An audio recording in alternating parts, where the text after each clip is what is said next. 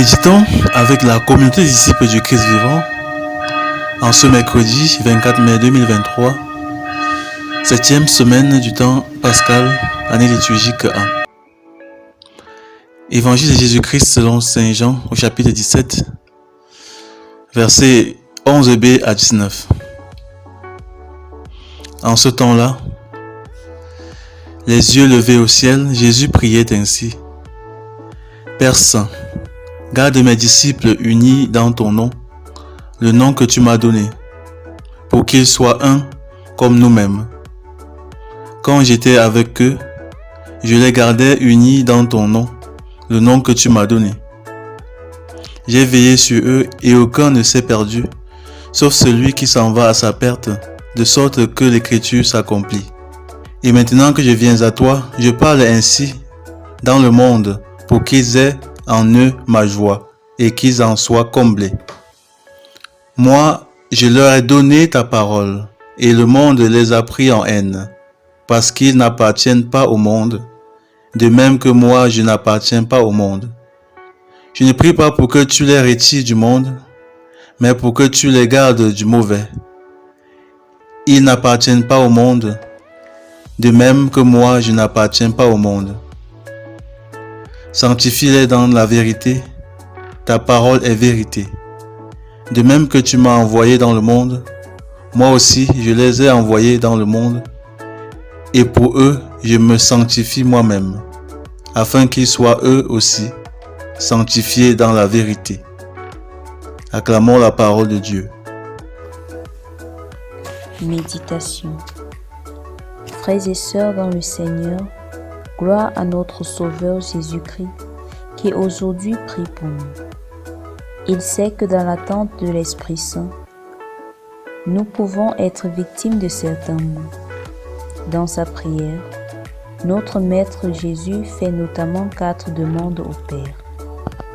Que ses disciples demeurent unis dans le nom du Seigneur, qu'ils soient comblés de sa joie, qu'ils soient gardés du mauvais dans le monde et qu'ils soient sanctifiés dans la vérité. Il va de soi que sa prière a été exaucée. Et donc, il revient à chacun de nous de scruter sa vie pour évaluer si nous avons su laisser la grâce de cette prière s'accomplir en nous. Nous pouvons commencer par comprendre chacune de ces demandes, dont la première concerne l'unité. Les disciples du Christ sont unis dans le nom du Seigneur, comme le Fils est uni au Père, c'est-à-dire unis dans le bien et dans l'amour. Malheureusement, parfois ce sont les divisions et les querelles entre chrétiens qui découragent les non-croyants. On se demande alors d'où viennent les rivalités, la jalousie, les mensonges entre nous. Pourtant nous nous réclamons enfants du même Père. Jésus prie pour que nous oublions nos différences et nous concentrions sur ce qui nous unit, le Père, le Christ lui-même et la vie éternelle.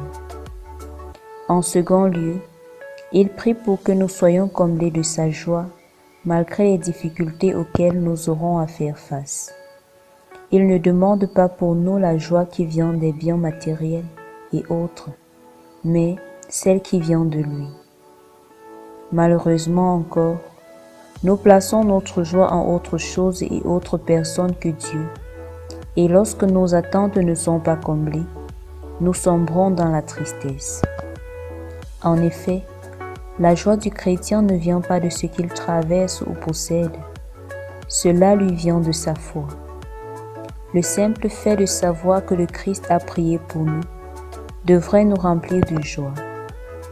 Hélas, plus que ceux qui n'ont pas encore accueilli la parole, nous sommes parfois attachés aux choses du monde et même oubliant qui nous sommes. Jésus avait déjà pensé à ce danger et comme 3e demande, il avait prié pour que nous soyons gardés du mauvais, parce qu'ayant reçu sa parole qui est vérité, et en nous affirmant chrétiens, nous nous sommes fait des ennemis. Toutefois, Jésus dit clairement qu'il ne prie pas pour que le Père nous enlève du monde. cela signifie que nous sommes là pour un but précis. Et nous ne l'atteindrons pas en nous fondant dans la masse, encore moins en nous fermant du reste du monde. Puisque Jésus lui aussi, bien qu'étant le Fils de Dieu, a vécu dans le monde. Prenons exemple sur lui. Il ne rejetait personne, mais accueillait tout le monde, faisait le bien à tous et parlait du royaume de Dieu à tous.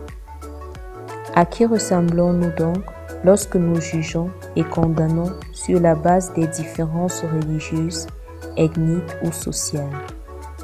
Si nous voulons accomplir notre mission dans le monde, il nous faut aller vers les autres sans nous confondre à eux. Pour terminer, le Christ demande que nous soyons sanctifiés dans la vérité, cette vérité qui est la parole de Dieu.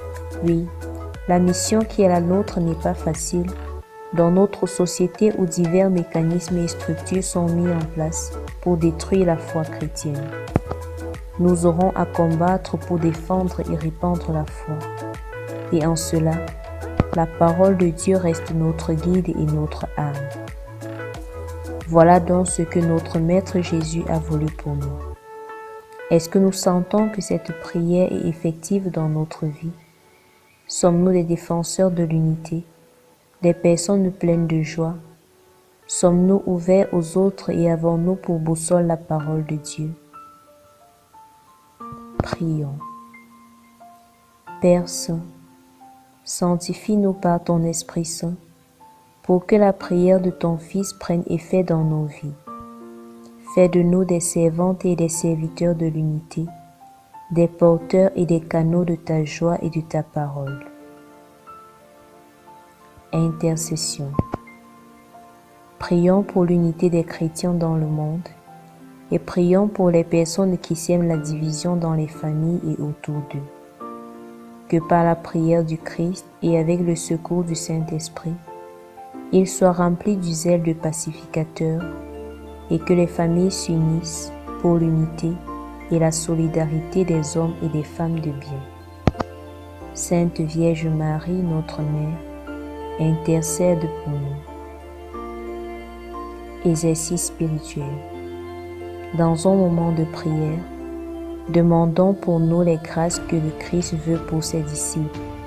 Ensuite, faisons l'effort de contacter une personne à qui nous en voulons en ce moment et partageons la joie et la parole de Dieu autour de nous aujourd'hui.